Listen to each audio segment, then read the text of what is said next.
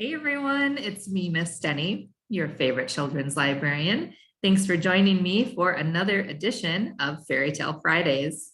I think you're going to enjoy today's classic fairy tale, The Little Mermaid, the original by Hans Christian Andersen. Now, you may be very well familiar with the Disney version of The Little Mermaid, but I should warn you, the original is not quite the same. You'll see what I mean. All right, let's jump right in. The Little Mermaid. Far out in the ocean, where the water is as blue as the prettiest cornflower and as clear as crystal, it is very, very deep. So deep, indeed, that no cable could sound it, and many church steeples piled upon one another would not reach the ground beneath the surface of the water above. There dwell the Sea King and his subjects. We must not imagine that there is nothing at the bottom of the sea but bare yellow sand. No, indeed, for on this sand grow the strangest flowers and plants, the leaves and stems of which are so pliant that the slightest agitation of the water causes them to stir as if they had life. Fishes, both large and small, glide between the branches as birds fly above among the trees here upon land. In the deepest spot of all stands the castle of the Sea King. Its walls are built of coral, and the long Gothic windows are of the clearest amber. The roof is formed of shells that open and close as the water flows over them. Their appearance is very beautiful, for in each lies a glittering pearl, which would be fit for the diadem of a queen. The Sea King had been a widower for many years, and his aged mother kept house for him. She was a very sensible woman, but exceedingly proud of her high birth, and on that account wore 12 oysters on her tail, while others of high rank were only allowed to wear 6. She was, however, deserving of great praise, especially for her care of her little sea princesses, her 6 granddaughters. They were beautiful children, but the youngest was the prettiest of them all. Her skin was as clear and delicate as a rose leaf, and her eyes as blue as the deepest sea. But like all the others, she had no feet, and her body ended in a fish's tail. All day long, they played in the great halls of the castle or among the living flowers that grew out of the walls. The large amber windows were open, and the fish swam in, just as the swallows fly into our houses when we open the windows. Only the fishes swam up to the princesses, ate out of their hands, and allowed themselves to be stroked. Outside the castle, there was a beautiful garden in which grew bright red and dark blue flowers and blossoms like flames of fire. The fruit glittered like gold, and the leaves and the stems waved to and fro continually. The earth itself was the finest sand, but blue as the flame of burning sulfur. Over everything lay a peculiar blue radiance, as if the blue sky were everywhere, above and below, instead of the dark depths of the sea. In calm weather, the sun could be seen, looking like a reddish purple flower with light streaming from the calyx. Each of the young princesses had a little plot of ground in the garden where she might dig and plant as she pleased. One arranged her flower bed in the form of a whale. Another preferred to make hers like the figure of a little mermaid, while the youngest child made hers round like the sun, and in it grew flowers as red as his rays at sunset. She was a strange child, quiet and thoughtful. While her sisters showed delight at the wonderful things which they obtained from the wrecks of vessels, she cared only for her pretty flowers, red like the sun, and a beautiful marble statue. It was the representation of a handsome boy carved out of pure white stone, which had fallen to the bottom of the sea from a wreck. She planted by the statue a rose-colored weeping willow. It grew rapidly and soon hung its fresh branches over the statue, almost down to the blue sands. The shadows had the color of violet and waved to and fro like the branches, so that it seemed as if the crown of the tree and the root were at play, trying to kiss each other. Nothing gave her so much pleasure as to hear about the world above the sea. She made her own grandmother tell her all she knew of the ships and of the towns and the people and the animals. To her, it seemed the most wonderful and beautiful to hear that the flowers of the land had fragrance, while those below the sea had none, that the trees of the forest were green, and that the fishes among the trees could sing so sweetly that it was a pleasure to listen to them. Her grandmother called the birds fishes, or the little mermaid would not have understood what was meant, for she had never seen birds. When you have reached your 15th year, said the grandmother, you will have permission to rise up out of the sea and sit on the rocks in the moonlight while the great ships go sailing by. Then you will see both forests and towns. In the following year, one of the sisters would be 15, but she was each a year younger. As each was a year younger than the other, the youngest would have to wait 5 years before her turn came to rise up from the bottom of the ocean and to see the earth as we do. However, each promised to tell the others what she saw on her first visit and what she thought was most beautiful. Their grandmother could not tell them enough. There were so many things about which they wanted to know. None of them longed so much for their turn to come as the youngest, she who had the longest to wait and who was so quiet and thoughtful. Many nights she stood by the open window, looking up through the dark blue water and watching the fish as they splashed about with their fins and tails. She could see the moon and the stars shining faintly, but through the water, they looked larger than do to our eyes. When something like a black cloud passed between her and them, she knew that it was either a whale swimming over her head or a ship full of human beings who never imagined that a pretty little mermaid was standing beneath them, holding out her white hands toward the keel of their ship. At length, the eldest was 15 and was allowed to rise to the surface of the ocean. When she had returned, she had hundreds of things to talk about. But the finest thing, she said, was to lie on a sand bank in the quiet moonlit sea near the shore, gazing at the lights of the nearby town that twinkled like hundreds of stars, and listening to the sounds of music, the noise of carriages, the voices of human beings, and the merry pealing of bells in the church steeples. Because she could not go near all these wonderful things, she longed for them all the more. Oh, how eagerly did the youngest sister listen to all these descriptions. And afterwards, when she stood at the open window, looking up through the deep, dark blue water, she thought of the great city with all its bustle and noise, and even fancied she could hear the sound of the church bells down in the depths of the sea. In another year, the second sister received permission to rise to the surface of the water and to swim about where she pleased. She rose just as the sun was setting, and this, she said, was the most beautiful sight of all. The whole sky looked like gold, and violet and rose-colored clouds, which she could not describe, drifted across it.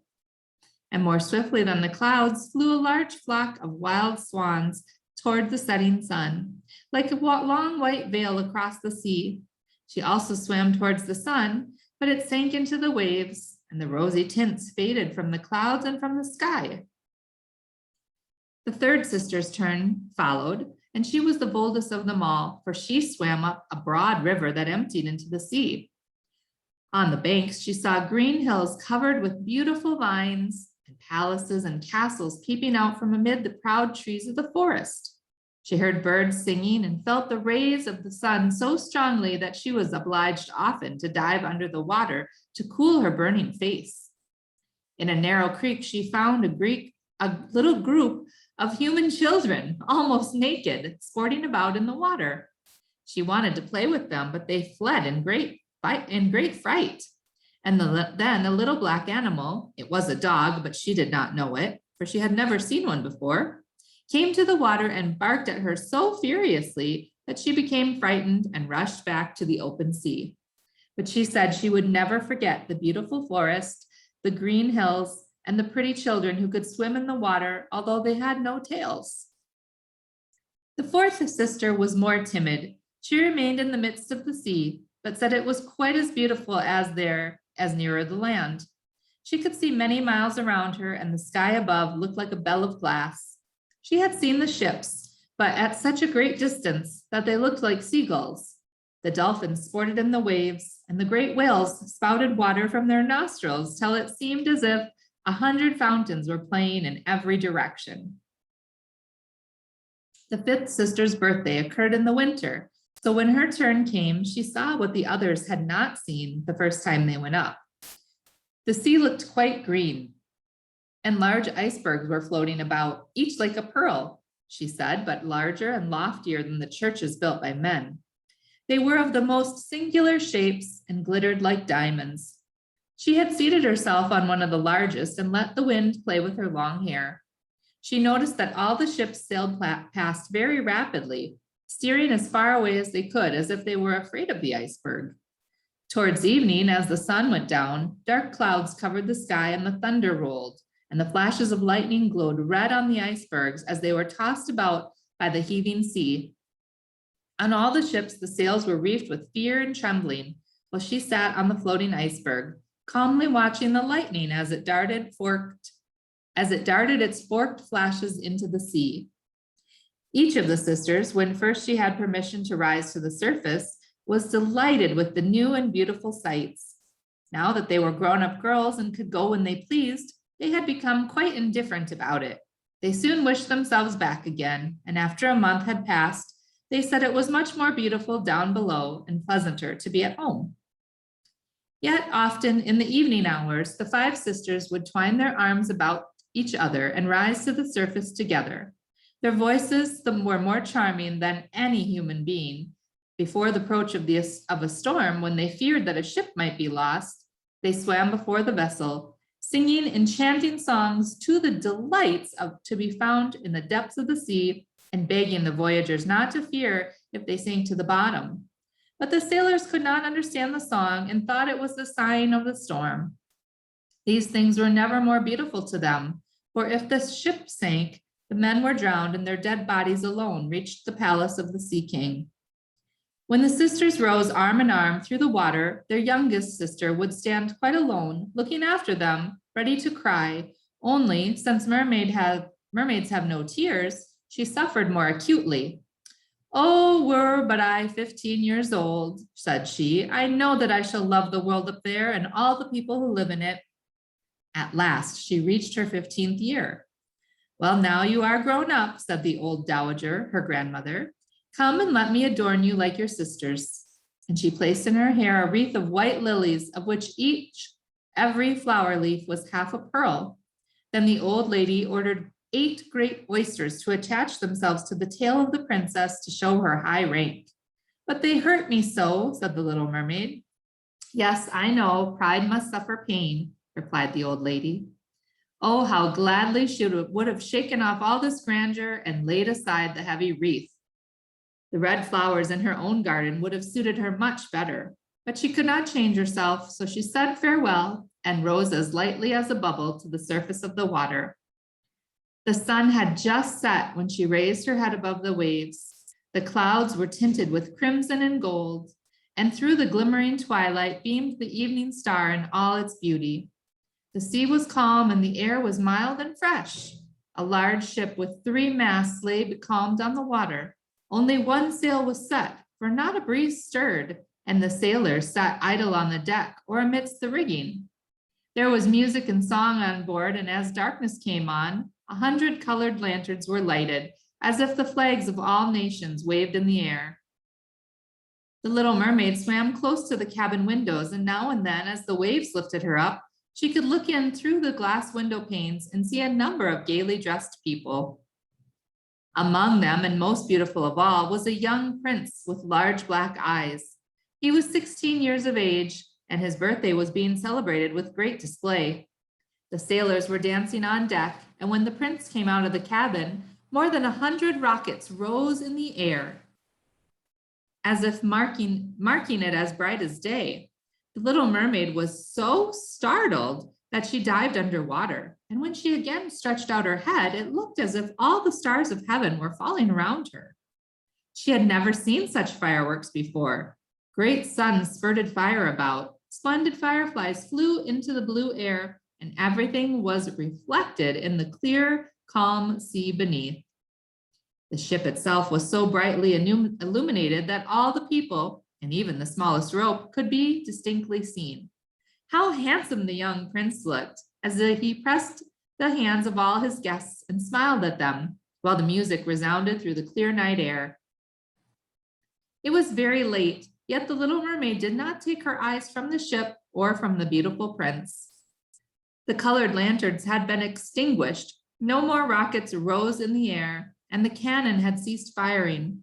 But the sea became restless, and a moaning, grumbling sound could be heard beneath the waves.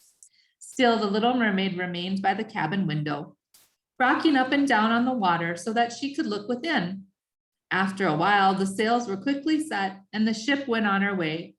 But soon the waves rose higher, heavy clouds darkened the sky, and lightning appeared in the distance. A dreadful storm was approaching. Once more the sails were furled and the great ship pursued her flying course over the raging sea. The waves rose mountain high, as if they would overtop the mast, but the ship dived like a swan between them and then rose again on their lofty foaming crests. To the little mermaid this was pleasant sport, but not so to the sailors. At length the ship groaned and creaked, and the thick planks gave way under the lashing of the sea. And as the waves broke over the deck, the mainmast snapped asunder like a reed, and as the ship lay over on her side, the water rushed in. The little mermaid now perceived that the crew were in danger. Even she was obliged to be careful to avoid the beams and planks of the wreck, which lay scattered on the water. At one moment it was pitch dark, so she could not see a single object. But when a flash of lightning came, it revealed the whole scene, so that she could see everyone who had been on board except the prince. When the ship parted, she had seen him sink into the deep waves, and she was glad, for she thought he would now be with her. Then she remembered that human beings could not live in the water, so that when he got drowned down to her father's place, he would certainly be quite dead. No, he must not die. So she swam about the beams and planks which strewed the surface of the sea, forgetting that they could crush her to pieces. Diving deep under the dark waters, rising and falling with the waves, she at length managed to reach the young prince, who was fast losing the power to swim in that stormy sea. His limbs were failing him, his beautiful eyes were closed, and he would have died had not the little mermaid come to his assistance.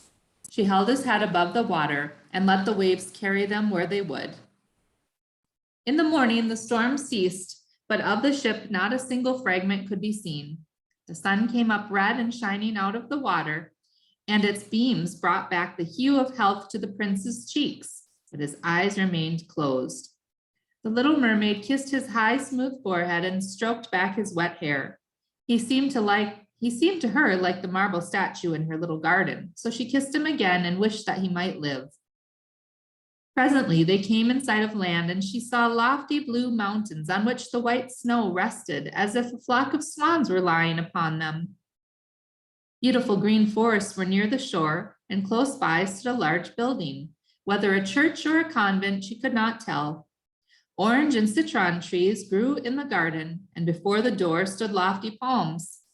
The sea here formed a little bay in which the water lay quiet and still, but very deep. She swam with the handsome prince to the beach, which was covered with fine white sand, and there she laid him in the warm sunshine, taking care to raise his head higher than his body. The bells sounded in the large white building, and some young girls came into the garden. The little mermaid swam out farther from the shore and hid herself among some high rocks that rose out of the water. Covering her head and neck with the foam of the sea, she watched there to see what would become of the poor prince. It was not long before she saw a young girl approach the spot where the prince lay. She seemed frightened at first, but only for a moment, and then she brought a number of people, and the mermaid saw that the prince came to life again and smiled upon those who stood about him. But to her he sent no smile, for he knew not that she had saved him. This made her very sorrowful, and when he was led away into the great building, she dived down into the water and returned to her father's castle. She had always been silent and thoughtful, and now she was more so than ever. Her sisters asked her what she had seen during her first visit to the surface of the water, but she could tell them nothing. Many an evening and morning did she rise to the place where she had left the prince. She saw the fruits in the garden ripen and watched them gathered. She watched the snow on the mountain tops melt away, but never did she see the prince, and therefore she always returned home more sorrowful than before. It was her only comfort to sit in her little garden and fling her arm around the beautiful marble statue, which was like the prince. She gave up tending her flowers, and they grew in wild confusion over the paths, twining their long leaves and stems around the branches of the trees so that the whole place became dark and gloomy. At length she could bear it no longer and told one of her sisters all about it. Then the others heard the secret, and very soon it became known to several mermaids, one of whom had an intimate friend who happened to know the prince. She had also seen the festival on board ship, and she told them where the prince came from and where his palace stood. "Come, little sister," said the other princesses. Then they entwined their arms and rose together to the surface of the water near the spot where they knew the prince's palace stood. It was built bright yellow, shining stone, and had long flights of marble steps, one of which reached quite down to the sea. Splendid gilded cupolas rose over the roof, and between the pillars that surrounded the whole building stood lifelike statues of marble. Through the clear crystal of the lofty windows could be seen noble rooms, which costly silk curtains and hangings of tapestry and walls covered the beautiful paintings. In the center of the largest salon, a fountain threw its sparkling jets high up into the glass cupola of the ceiling, through which the sun shone upon the water and upon the beautiful plants that grew in the basin of the fountain. Now that the little mermaid knew where the prince lived, she spent many an evening and many a night on the water near the palace.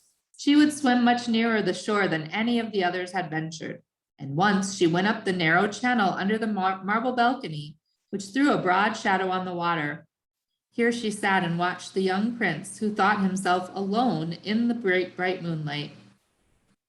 She often saw him evenings sailing in a beautiful boat on which music sounded and flags waved. She peeped out from the green rushes, and if the wind caught her long silvery white veil, those who saw it believed it to be a swan spreading out its wings. Many a night, too, when the fishermen set their nets by the light of the torches, she heard them relate many good things about the young prince, and this made her glad that she had saved his life when he was tossed about half dead on the waves. She remembered how his head had rested on her bosom and how heartily she had kissed him, but he knew nothing of all this and could not even dream of her. She grew more and more to like human beings and wished more and more to be able to wander about with those whose world seemed to be so much larger than her own. They could fly over the sea in ships and mount the high hills, which there were far above the clouds. And the lands they possessed, their woods and their fields, stretched far away beyond the reach of her sight. There was so much that she wished to know, but her sisters were unable to answer all her questions. She then went to her old grandmother, who knew all the upper world, which she rightly called the lands above the sea. "If human beings are not drowned," asked the little mermaid, "can they live forever? Do they never die as we do here in the sea?" "Yes," replied the old lady, "they must also die, and their term of life is even shorter than ours. We sometimes live for 300 years, but when we cease to exist here, we become only foam on the surface of the water and have not even a grave among those we love. We have not immortal souls. We shall never live again, like the green seaweed when once it has been cut off. We can never flourish more. Human beings, on the contrary, have souls which live forever, even after the body has been turned to dust. They rise up through the clear, pure air beyond the glittering stars. As we rise out of the water and behold all of the land on earth, so do they rise to unknown and glorious regions which we shall never see." Why have not we immortal souls?" asked the little mermaid mournfully. "I would gladly give all the hundreds of years that I have to live to be a human being only for one day, and to have the hope of knowing the happiness of that glorious world above the stars." "You must not think that," said the old woman. "We believe that we are much happier and much better off than human beings." "So I shall die," said the little mermaid, "and as the foam of the sea, I shall be driven about, never again to hear the music of the waves, or to see the pretty flowers or the red sun. Is there anything I can do to win an immortal soul?" "No," said the old woman, "unless a man should love you so much that you were more to him than his father or his mother, and if all his thoughts and all his love were fixed upon you, and the priest placed his right hand in yours, and he promised to be true to you here and hereafter, then his soul would glide into your body, and you would obtain a share in the future of happiness of mankind.